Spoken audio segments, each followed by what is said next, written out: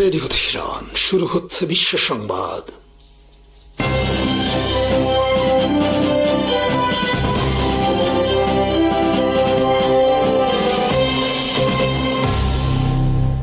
শুরুতেই সংবাদ শিরোনাম।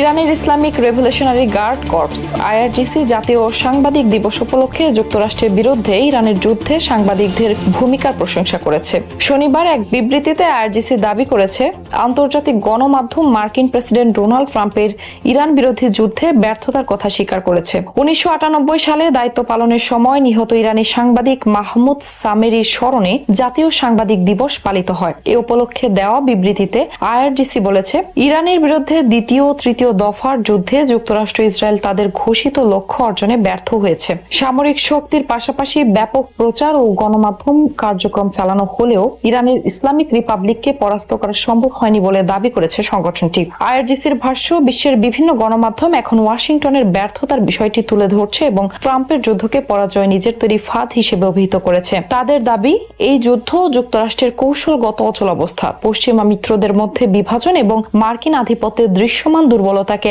সামনে এনেছে। বিবৃতিতে আরো বলা হয়, যুদ্ধবিরতি চুক্তিকে শুধু সংঘাত বন্ধের একটি উদ্যোগ হিসেবে দেখলে হবে না, বরং এটি মাটির বাস্তবতা ও ইরানের আলোচনার সক্ষমতার কাছে যুক্তরাষ্ট্রের নতি স্বীকারের দলিল। আইআরজিসি যুদ্ধের সময় ঝুঁকি নিয়ে সংবাদ সংগ্রহ ও প্রচার করা সাংবাদিকদের প্রশংসা করেছে। তাদের মতে, গোলা বর্ষণ ও সামরিক সংঘাতের মধ্যেও সাংবাদিকদের কাজ শত্রুপক্ষের মনস্তাত্ত্বিক যুদ্ধ, বিভ্রান্তিকর তথ্য ও প্রচারণা মোকাবেলায় গুরুত্বপূর্ণ ভূমিকা রেখেছে। আইআরজিসি বলেছে, এই সাংবাদিকদের ভূমিকা সাম্প্রতিক যুদ্ধ পর্বের গৌরবময় ইতিহাসের অবিচ্ছেদ্য অংশ হয়ে থাকবে।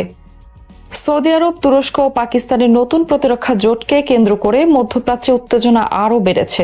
ইয়েমেনের কর্মকর্তারা সতর্ক করে বলেছেন, সৌদি আরবের নেতৃত্বাধীন যে কোনো আগ্রাসনে যে পক্ষই অংশ নেবে, ঘোষিত কারণ বা অজুহাত যাই হোক, তাকে আগ্রাসী হিসেবে বিবেচনা করা হবে। শুক্রবার সৌদি আরব, তুরস্ক ও পাকিস্তান একটি যৌথ প্রতিরক্ষা চুক্তি সই করে। চুক্তিতে বলা হয়েছে, 3 দেশের যে কোনো একটির ওপর সশস্ত্র হামলা হলে তা 3 দেশের ওপর হামলা হিসেবে গণ্য হবে। সৌদি নেতৃত্বাধীন জোটকে ইয়েমেনের বিরুদ্ধে চলমান আগ্রাসনের নতুন আবরণ হিসেবে আখ্যা দিয়েছেন সানা। ইয়েমেনের সুপ্রিম পলিটিক্যাল কাউন্সিলের প্রেসিডেন্ট মাহদি আল মাসাদ বলেন, অবরোধের জবাব অবরোধ নীতি অব্যাহত থাকবে। তিনি সতর্ক করে বলেন, সৌদি আগ্রাসনের যে কেউ অংশ নিলে তাকে শত্রু হিসেবে বিবেচনা করা হবে। একই সঙ্গে সৌদি কর্তৃপক্ষকে যুদ্ধের পরিবর্তে ন্যায়সঙ্গত শান্তি ও সুপ্রতিবেশী সুলভ সম্পর্কের পথে ফেরার আহ্বান জানান তিনি। ইয়েমেনের পররাষ্ট্র মন্ত্রণালয় বলেছে, কোনো আঞ্চলিক বা বৈশ্বিক জোট ইয়েমেনিদের বৈধ অধিকার কেড়ে নিতে পারবে না। আনসারুল্লাহ নেতা মোহাম্মদ আল ফারাহ তুরস্ক, পাকিস্তান সহ মুসলিম দেশগুলোকে কোনো আগ্রাসনের রাজনৈতিক ঢাল না হওয়ার আহ্বান জানিয়েছেন। ইয়েমেনের সশস্ত্র বাহিনী জানিয়েছে, সৌদি আরবের একটি সামরিক সমাবেশ কেন্দ্রে ব্যাপক ক্ষেপণাস্ত্র ড্রোন হামলা চালানো হয়েছে। ইয়েমেনি সামরিক মুখপাত্র ইয়াহিয়া সারি জানান, সৌদি বাহিনীর ঘাঁটি ও সামরিক তৎপরতার উপর নজরদারির পর এই হামলা চালানো হয়।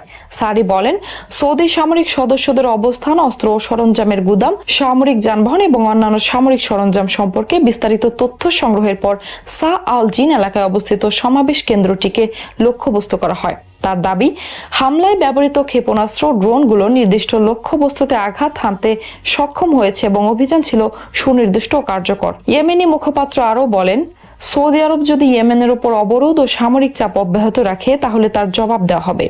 এক্ষেত্রে ইয়েমেনি সশস্ত্র বাহিনী দুটি নীতিতে অটল থাকবে, অবরোধের জবাবে অবরোধ এবং সৌদি আগ্রাসীদের সামরিক সমাবেশ যেখানে থাকবে সেখানেই তার লক্ষ্যবস্তু করা। সারি সতর্ক করে বলেন, ইয়েমেনের বিরুদ্ধে অবরোধ বজায় রাখতে সৌদি আরবের যে কোনো নতুন সেনা সমাবেশ বা সামরিক মোতায়েনের জবাব তাৎক্ষণিক ও কঠোরভাবে দেওয়া হবে। তিনি আরও দাবি করেন, সৌদি শিবিরে অবস্থানরত ইয়েমেনিদের অনেকে বিভ্রান্ত প্রতারিত হয়েছেন। তাদের সৌদি সামরিক ক্যাম্প ছেড়ে দ্রুত নিজ নিজ বাড়িতে ফিরে যাওয়ার আহ্বান জানান তিনি। সারি সতর্ক করে বলেন, বিদেশি শক্তির উপর নির্ভরশীল পক্ষগুলোর হয়ে লড়াই করতে গিয়ে ইয়েমেনিদের যেন বিশ্বাসঘাতক সত্তাগুলোর জ্বালানি হতে না হয়। এই হুঁশিয়ারির মাধ্যমে ইয়েমেনি বাহিনী স্পষ্ট করেছে, সৌদি নেতৃত্বাধীন যে কোনো নতুন সামরিক পদক্ষেপকে তারা সরাসরি প্রতিরোধ করবে এবং উত্তেজনা বাড়লে পাল্টা হামলার মাত্রাও বাড়ানো হতে পারে।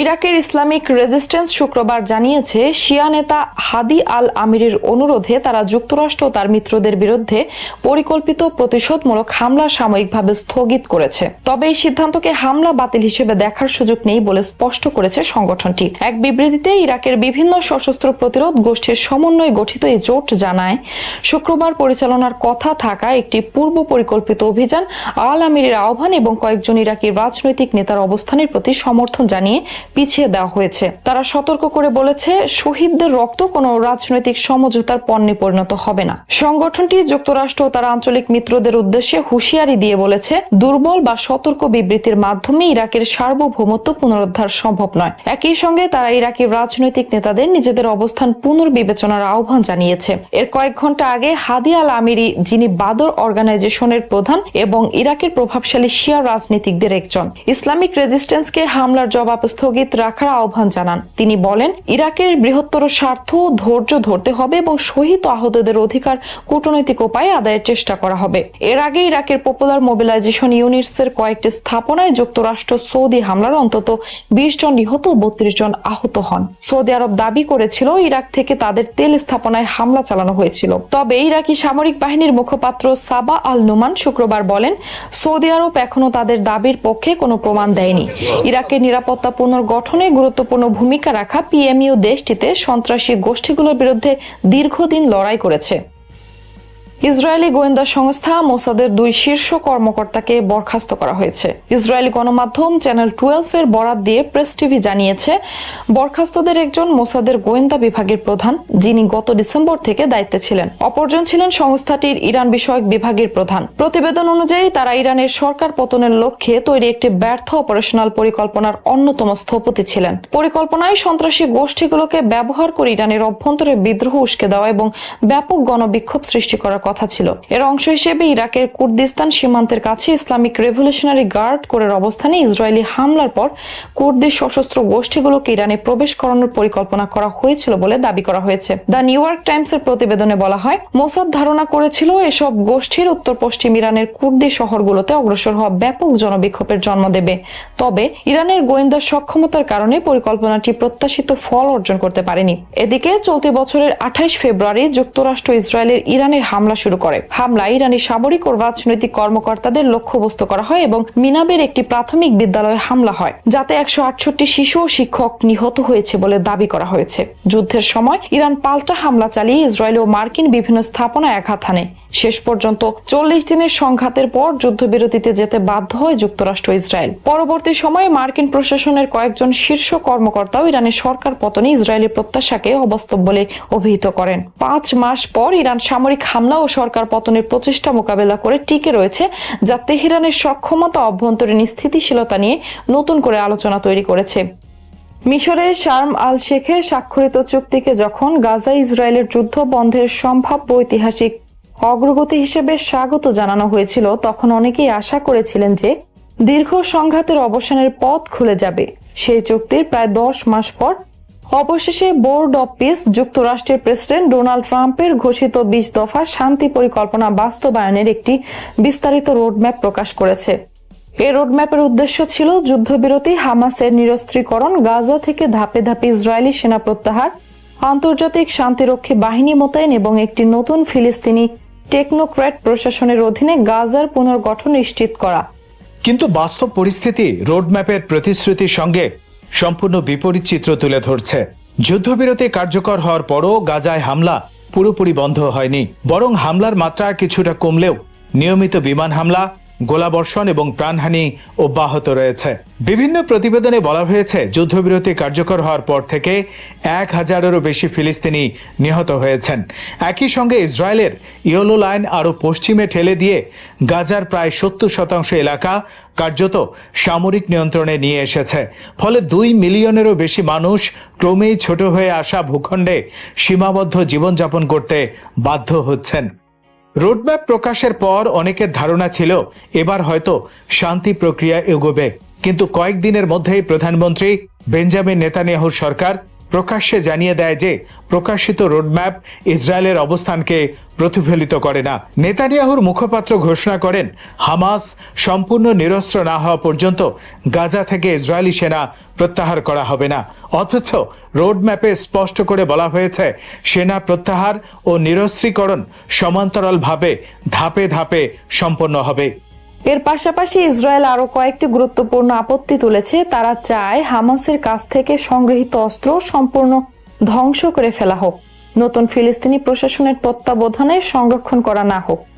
একই সঙ্গে কাতার ও তুরস্ককে শান্তি পরিকল্পনার গ্যারান্টর রাষ্ট্র হিসেবে কোনো যাচাই বাছাই বা তদারকির ভূমিকা দেওয়ারও বিরোধিতা করছে তেল আবিব।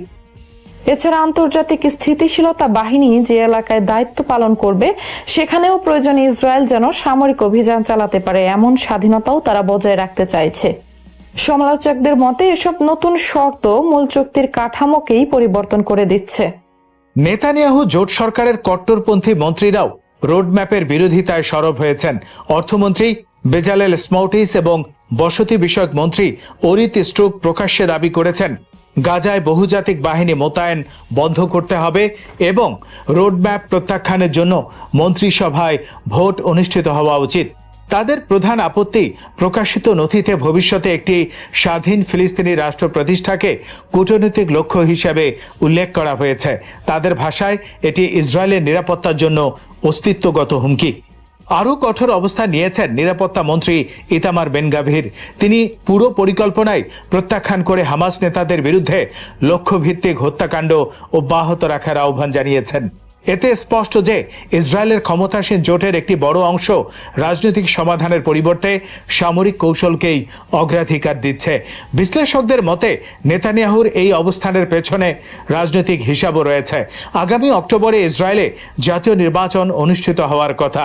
বিভিন্ন জরিপে তার জনপ্রিয়তা আগের তুলনায় কমেছে এবং জোট সঙ্গীরা গাজা ইস্যুতে কোনো ধরনের আপোষ করলে সরকার থেকে বেরিয়ে যাওয়ার হুমকি দিচ্ছে।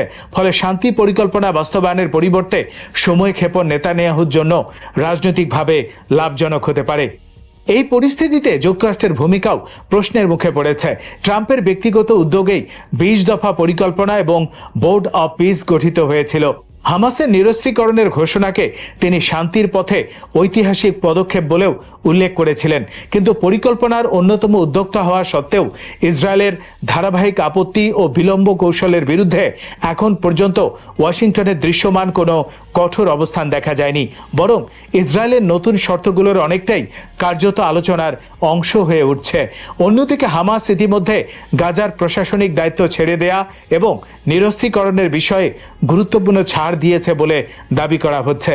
কিন্তু সেই ছাড়ের পরও যদি চুক্তির শর্ত বারবার পরিবর্তন করা হয় তাহলে পুরো শান্তি প্রক্রিয়ার বিশ্বাসযোগ্যতাই প্রশ্নবিদ্ধ হয়ে পড়ে।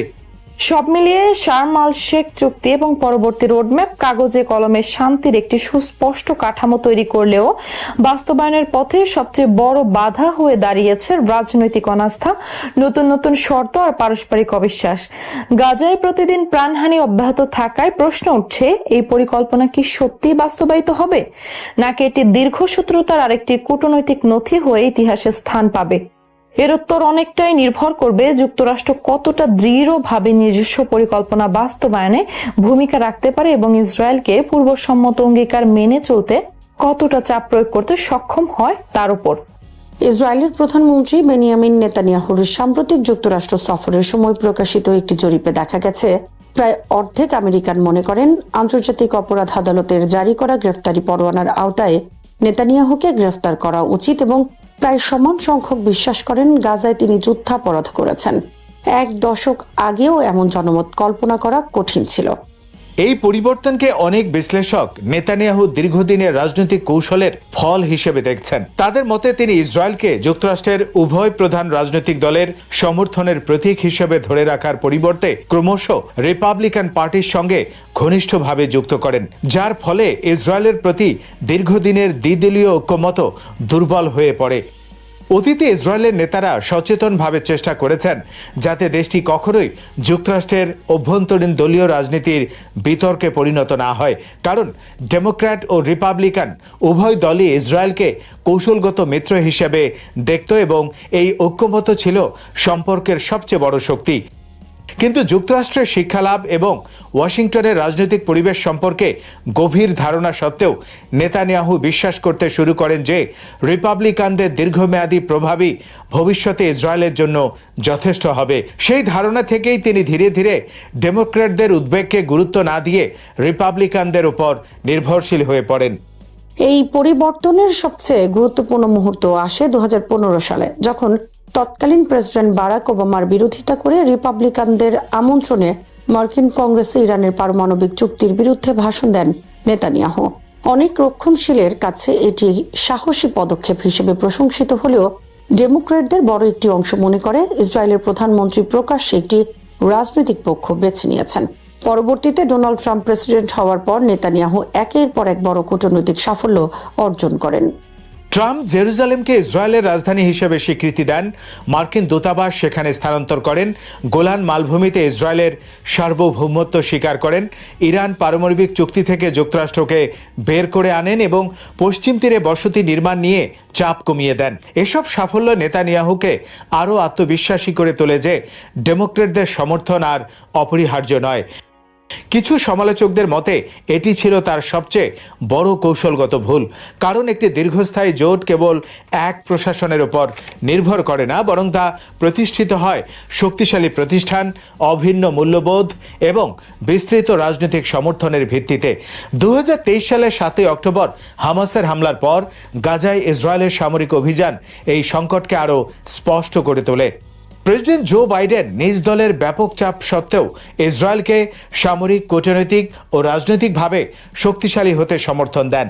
তিনি যুদ্ধকালেই ইসরায়েল সফর করেন, দ্রুত সামরিক সহায়তা অনুমোদন করেন এবং জাতিসংঘে ইসরায়েলের পক্ষে অবস্থান নেন। কিন্তু একই সময় নেতানিয়াহু প্রকাশ্যে যুক্তরাষ্ট্রের সমালোচনা করেন, অস্ত্র সরবরাহ বিলম্বের অভিযোগ তোলেন, যুদ্ধ পরবর্তী গাজার ভবিষ্যৎ নিয়ে ওয়াশিংটনের প্রস্তাব প্রত্যাখ্যান করেন এবং মানবিক সহায়তা প্রবেশের বিষয়েও মতবিরোধ সৃষ্টি করেন। অন্যদিকে গাজায় ব্যাপক বোমাবর্ষণ, হাসপাতাল, শিক্ষা প্রতিষ্ঠান ও আবাসিক এলাকা ধ্বংস এবং মানবিক সংকট আন্তর্জাতিক অঙ্গনে ব্যাপক সমালোচনার জন্ম দেয়। ইসরায়েলি সরকারের কয়েকজন মন্ত্রী ফিলিস্তিনিদের স্থায়ীভাবে সরিয়ে দেয়া, সম্মিলিত শাস্তি এবং দীর্ঘমেয়াদী সামরিক নিয়ন্ত্রণের পক্ষে বক্তব্য দেওয়ায় পরিস্থিতি আরও বিতর্কিত হয়ে ওঠে। যুদ্ধাপরাধের অভিযোগ আদালতে প্রমাণিত হবে কিনা তা ভবিষ্যতের বিষয় হলেও রাজনৈতিকভাবে বিশ্বজুড়ে এবং বিশেষ করে যুক্তরাষ্ট্রের জনমতের বড় পরিবর্তন ইতোমধ্যেই দৃশ্যমান। এর প্রভাব মার্কিন রাজনীতিতেও পড়ছে। ডেমোক্রেটিক পার্টির ভেতরে নিঃশর্ত সমর্থনের পরিবর্তে আন্তর্জাতিক মানবিক আইন মেনে চলার শর্তে সামরিক সহায়তা দেওয়ার দাবি জোরালো হচ্ছে। তরুণ ভোটারদের বড় অংশ এখন ইসরায়েল ফিলিস্তিন সংঘাতকে মানবাধিকার, দখলদারিত্ব ও বৈষম্যের প্রশ্ন হিসেবে দেখছে। কংগ্রেসের অনেক সদস্য আগের তুলনায় প্রকাশ্যে ইসরায়েল সরকারের সমালোচনা করছেন। একই সঙ্গে রিপাবলিকানদের মধ্যেও তরুণ রক্ষণশীলদের একটি অংশ বিদেশে নিঃশর্ত সমর্থনের নীতি নিয়ে প্রশ্ন তুলেছে। নেতানিয়াহুর বর্তমান জোট সরকারে উগ্র জাতীয়তাবাদী নেতাদের প্রভাব, পশ্চিম তীরে বসতি সম্প্রসারণ, ফিলিস্তিনি রাষ্ট্র প্রতিষ্ঠার বিরোধিতা এবং গাজার ভবিষ্যৎ নিয়ে কোনো বাস্তবসম্মত রাজনৈতিক পরিকল্পনার অভাব পরিস্থিতিকে আরও জটিল করেছে। সমালোচকদের মতে সামরিক শক্তি দিয়ে অবকাঠামো ধ্বংস করা বা সশস্ত্র গোষ্ঠীকে দুর্বল করা সম্ভব হলেও কেবল শক্তি প্রয়োগ করে ভূমি, সার্বভৌমত্ব ও আত্মনিয়ন্ত্রণের প্রশ্নে দীর্ঘদিনের জাতীয় সংঘাতের স্থায়ী সমাধান সম্ভব নয়। রাজনৈতিক সমাধানের কোনো গ্রহণযোগ্য পথ না দেখিয়ে নেতানিয়াহু কার্যত দীর্ঘস্থায়ী সংঘাতকেই রাষ্ট্রনীতিতে পরিণত করেছেন বলে অভিযোগ রয়েছে। বিশ্লেষকদের মতে নেতানিয়াহু স্বল্প মেয়াদে গুরুত্বপূর্ণ কূটনৈতিক সাফল্য অর্জন করলেও তার রাজনৈতিক কৌশল ইসরায়েলের জন্য বহু দশক ধরে গড়ে ওঠা যুক্তরাষ্ট্রের দ্বিদলীয় আস্থা ও সমর্থনের ভিত্তিকে দুর্বল করে দিয়েছে। সামরিক শক্তি প্রতিপক্ষকে নিরুৎসাহিত করতে পারে, কিন্তু একবার হারিয়ে যাওয়া রাজনৈতিক বিশ্বাস ও গ্রহণযোগ্যতা পুনর্গঠন করা অনেক বেশি কঠিন। তাই অনেকের মতে ভবিষ্যতে ইতিহাস যদি যুক্তরাষ্ট্রে ইসরায়েলের প্রভাব কমে যাওয়ার সূচনা খুঁজতে চায়, তার কেন্দ্রবিন্দু হবে ওয়াশিংটনের নেয়া নেতানিয়াহুর রাজনৈতিক সিদ্ধান্তগুলো। ইরান ও ওমানের মধ্যে হরমুজ প্রণালীকে ঘিরে চলমান উত্তেজনা প্রশমনে একটি সমঝোতার সম্ভাবনা তৈরি হয়েছে। ইরানের পার্লামেন্টের জাতীয় নিরাপত্তা ও পররাষ্ট্রনীতি কমিটির মুখপাত্র জানিয়েছেন, ওমানের সঙ্গে আলোচনায় একটি সমঝোতার সাধারণ কাঠামোতে পৌঁছানো গেছে, তবে চূড়ান্ত অনুমোদনের জন্য বিষয়টি এখন উচ্চ পর্যায়ের সিদ্ধান্তের অপেক্ষায় রয়েছে। হরমুজ প্রণালীকে কেন্দ্র করে যুক্তরাষ্ট্র, ইরান ও উপসাগরীয় দেশগুলোর মধ্যে উত্তেজনা বাড়ার মধ্যে এই অগ্রগতির সামনে এলো। প্রণালীটি দিয়ে বিশ্বের অন্যতম গুরুত্বপূর্ণ জ্বালানি সরবরাহ পথ পরিচালিত হওয়ায় এর নিরাপত্তা ও চলাচল স্বাভাবিক রাখা আন্তর্জাতিক ও বাণিজ্যের জন্য অত্যন্ত গুরুত্বপূর্ণ। ওমান দীর্ঘদিন ধরেই ইরান ও পশ্চিমা দেশগুলোর মধ্যে মধ্যস্থতাকারী হিসেবে ভূমিকা পালন করে আসছে। এদিকে আঞ্চলিক নিরাপত্তায় নতুন সমীকরণের ইঙ্গিত দিয়েছে সৌদি আরব, তুরস্ক ও পাকিস্তান। মক্কায় 3 দেশের নেতারা একটি পারস্পরিক প্রতিরক্ষা চুক্তিতে স্বাক্ষর করেছেন। চুক্তি অনুযায়ী 3 দেশের যে কোনো একটির উপর সশস্ত্র হামলাকে 3 দেশের উপর হামলা হিসেবে বিবেচনা করা হবে।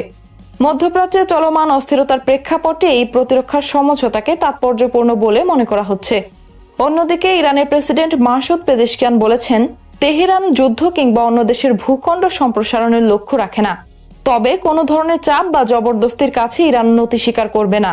তার বক্তব্যে একই সঙ্গে আলোচনার সুযোগ এবং জাতীয় নিরাপত্তা রক্ষায় কঠোর অবস্থানের বার্তা পাওয়া গেছে। সব মিলিয়ে একদিকে ইরান ওমান সমঝোতার সম্ভাবনা এবং অন্যদিকে সৌদি, তুরস্ক, পাকিস্তানের প্রতিরক্ষা চুক্তি, দুটি ঘটনায় মধ্যপ্রাচ্যের দ্রুত পরিবর্তনশীল কৌশলগত পরিস্থিতিকে নতুন মাত্রা দিয়েছে। ইরানের সর্বোচ্চ নেতার আন্তর্জাতিক বিষয়ক উপদেষ্টা আলী আকবর বেলায়েতি বলেছেন, মধ্যপ্রাচ্যে নিরাপত্তা নিশ্চিত করতে হলে অঞ্চল থেকে সব বিদেশি শক্তিকে চলে যেতে হবে। সামাজিক যোগাযোগ মাধ্যম এক্সে দেওয়া এক পোস্টে তিনি ইরানের সশস্ত্র বাহিনী, জনগণের দৃঢ়তা এবং প্রতিরোধ অক্ষের সাহসের প্রশংসা করেন। একই সঙ্গে তিনি দাবি করেন, আমেরিকা ও ইসরায়েলের পরাজয় এই বিশ্বাসকে আরও শক্তিশালী করেছে যে বিদেশি শক্তি আঞ্চলিক অস্থিতিশীলতার প্রধান কারণ। বেলায়েতের বক্তব্যে একটি গুরুত্বপূর্ণ বিষয় উঠে এসেছে, মধ্যপ্রাচ্যের নিরাপত্তা কাঠামো আঞ্চলিক দেশগুলো নিজেদের সহযোগিতার ভিত্তিতে গড়ে তোলার দাবি।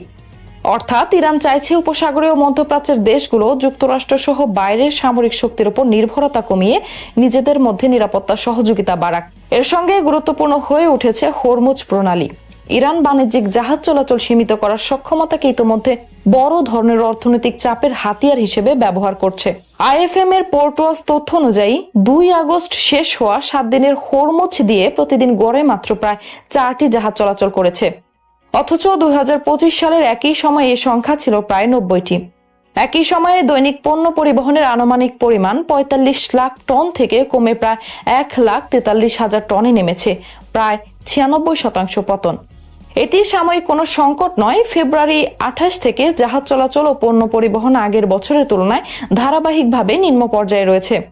ফলে প্রশ্ন এখন ইরান হরমুজ বাণিজ্য ব্যাহত করতে পারে কিনা তা নয়, বরং প্রশ্ন হলো এই নিয়ন্ত্রণকে কতটা কার্যকর রাজনৈতিক চাপ হিসেবে ব্যবহার করে তেহরান এবং কতদিন ধরে তা বজায় রাখতে পারে। এই মাটির টানে সারা দুনিয়ার সেই সব মানুষের জন্য আমাদের সামান্য সংযোগ, মাত্র 30% টাকায় জমির মালিক হয়ে নতুন বাংলাদেশের গড়ে তোলার স্বপ্ন দেখা। বাংলা বসতি, এই মাটি আমার, এই জমিন আমার। হরমুজ প্রণালী পুনরায় খুলে দিতে ইরান ও ওমানের মধ্যে আলোচনায় অগ্রগতি হয়েছে বলে জানিয়েছে যুক্তরাষ্ট্র। শুক্রবার এক মার্কিন কর্মকর্তা রয়টার্সকে বলেন, শিগগিরই 2 দেশের মধ্যে একটি সমঝোতা হতে পারে। চুক্তি হলে প্রণালী দিয়ে বাণিজ্যিক জাহাজ চলাচল স্বাভাবিক হবে এবং এর বিনিময়ে ইরানি বন্দরগুলোর ওপর মার্কিন অবরোধ তুলে দেওয়া হতে পারে। বিশ্বের মোট তেল ব্যবহারের প্রায় 1/5 আগে হরমুজ প্রণালী দিয়ে পরিবাহিত হতো। যুদ্ধের কারণে ইরান প্রণালীতে টোল আরোপ করে এবং অনুমতি ছাড়া চলাচলকারী জাহাজে হামলা শুরু করায় তেল সরবরাহ ব্যাহত হয়েছে। এতে বিশ্ববাজারে জ্বালানির দাম ও মূল্যস্ফীতি বেড়েছে। একই সময়ে ইয়েমেন ভিত্তিক হুথিরাও লোহিত সাগর ও এডেন উপসাগরীয় অঞ্চলে জাহাজে হামলা চালিয়ে যাচ্ছে। এদিকে আঞ্চলিক উত্তেজনার মধ্যে সৌদি আরব, পাকিস্তান ও তুরস্ক মক্কায় একটি যৌথ প্রতিরক্ষা চুক্তি সই করেছে। চুক্তি অনুযায়ী 3 দেশের যে কোনো একটির ওপর সশস্ত্র হামলাকে সবার উপর হামলা হিসেবে বিবেচনা করা হবে। তুরস্ক জানিয়েছে, এটি কোনো নির্দিষ্ট দেশের বিরুদ্ধে নয়, বরং প্রতিরক্ষামূলক উদ্যোগ। অন্যদিকে দক্ষিণ লেবাননে ইসরায়েল ও হিজবুল্লাহর সংঘাত থামাতেও কূটনৈতিক তৎপরতা চলছে।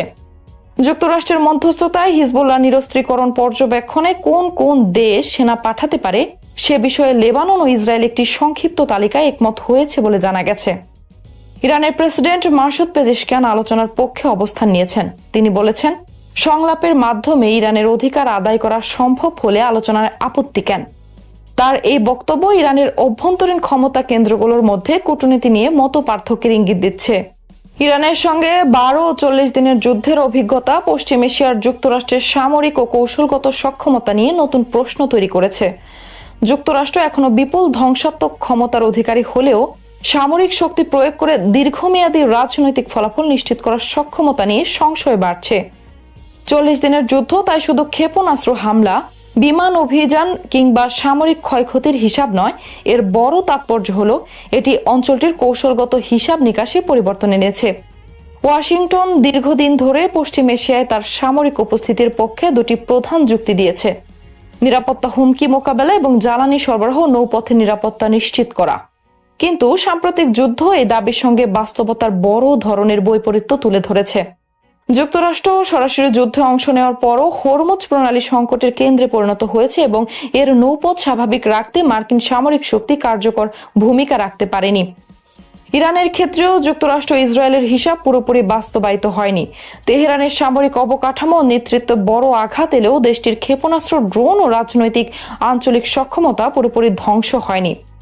একই সঙ্গে ইরানের আঞ্চলিক সম্পর্ক ও মিত্র নেটওয়ার্কও বিলীন হয়নি, বরং যুদ্ধ দেখিয়েছে এসব সক্ষমতা আঘাতের পরও পুনর্গঠিত হওয়ার সুযোগ রাখে। এই বাস্তবতা প্রমাণ করে সামরিক শক্তি দিয়ে পশ্চিম এশিয়ার জটিল রাজনৈতিক কাঠামোকে ইচ্ছেমতো পুনর্গঠন করা সম্ভব নয়। বরং মার্কিন সামরিক উপস্থিতি যদি নিরাপত্তার পরিবর্তে নতুন সংঘাত ও অস্থিতিশীলতার ঝুঁকি বাড়ায়, তাহলে ওয়াশিংটনের মিত্রদেরও নিজেদের নিরাপত্তা নীতি নতুন করে মূল্যায়ন করতে হবে। ফলে পশ্চিম এশিয়ার সামনে এখন বড় প্রশ্ন: যুক্তরাষ্ট্রের অব্যাহত সামরিক উপস্থিতি কি সত্যি আঞ্চলিক নিরাপত্তা নিশ্চিত করছে, নাকি সেটি সংঘাতের অন্যতম কারণ হয়ে উঠেছে? 40 দিনের যুদ্ধ এই বিতর্ককে আরও তীব্র করছে।